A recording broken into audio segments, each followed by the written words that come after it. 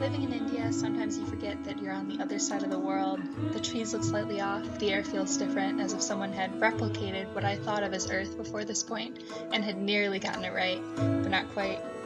Even though India did start to feel like home, I knew even if I stayed for years, there would be a certain separation between me and almost everyone else. I had never known how much I took for granted my ability to walk down the street in the US and feel like I belonged. I never encountered anyone who was less than welcoming and interested in where I'd come from or why I was there, but there was still a certain isolation from being obviously different, obviously foreign. I was feeling the height of this isolation near the end of my program, when we were scheduled to go visit a mosque and a Muslim school. In South India, the Muslim population is a good-sized, visible minority. When we were at the school, we had a chance to talk to Muslim women from the local community. I spent the whole time talking with a woman named Miriam. She was 22, and we hit it off right away. She was determined to be a social worker in her community, but she was unsure whether or not she would be able to continue with her schooling. Her uncles did not view it as productive for her marriage prospects.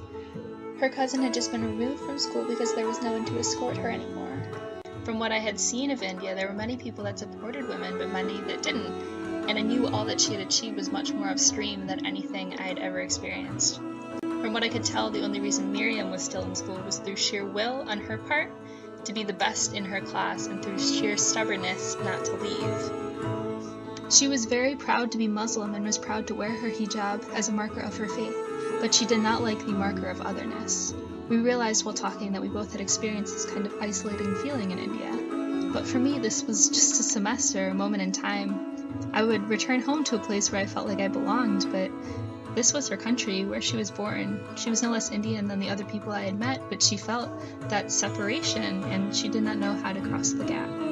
But she was still incredibly determined to work for her community and her country.